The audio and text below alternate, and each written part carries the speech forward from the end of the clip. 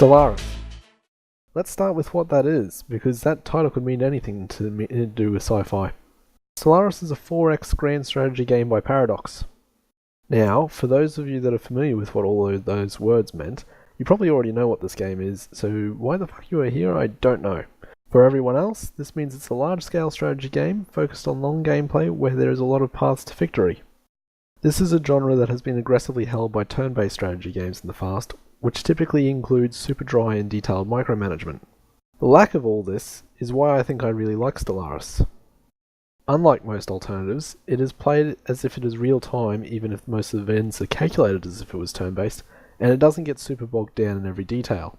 Now don't get me wrong, if you wanted to play this turn-based, you could. Much like FTL, which is another excellent game if you haven't played it, you can smash the spacebar like a schizophrenic and pause the game at any time, which can basically make this turn-based. Getting into the meat of the gameplay, the combat is something I have come to really enjoy. There are 4 base unit types, which is expanded to 6 when including certain units that were added in the DLC, I'm pretty sure, but you can freely design these ships to your own wants and needs. So if you want to have a fleet that engages in close quarters combat with laser pointers, other than being a shitty admiral, you can make that happen. If you want to enjoy long-distance warfare with missile or proton cannons, you can also have the luxuries currently enjoyed by armchair generals.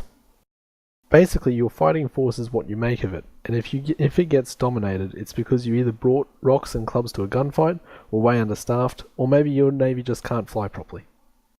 The freedom is quite liberating, but almost opposite to the diplomacy system, which is quite watered down compared to a lot of other games in this genre, where, to my surprise, you are forced into roleplay. Now don't get me wrong, I enjoy some forced roleplay, but I wasn't expecting my first game to force me to play aggressive by only leaving me die scum or you are beneath me options in a dialogue tree. Maybe it was because I was playing a xenophobic super militarized human race, or maybe it just recognized my deep underlying wish to hate everyone. But this is also where I really start to like the game. The diplomacy system isn't overly cumbersome, but enough to make it an important part of the game. It's straightforward in telling you who does or doesn't like you and why, and gives you a rundown of what you can do and how it benefits you and them. The economy system, on the other hand, has some solid depth.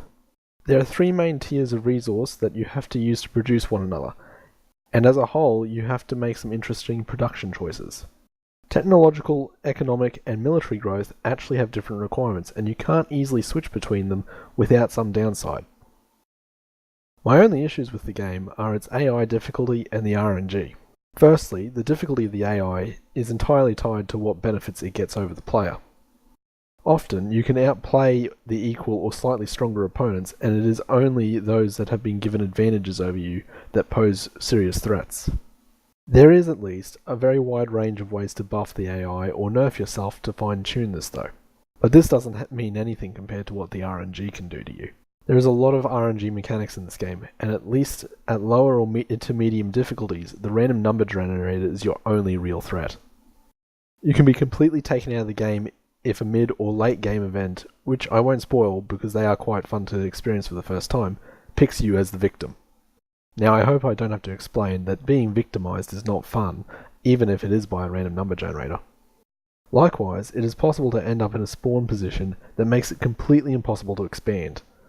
Being in a tight and restricted environment might be what some people are after, but functionally, in this game, it's a one-way road to losing the game.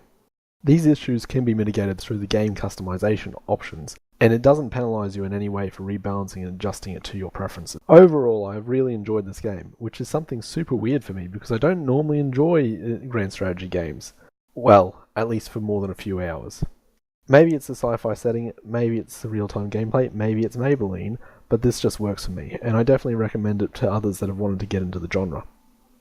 Overall, it's a solid game, and I'm giving it a good recommendation.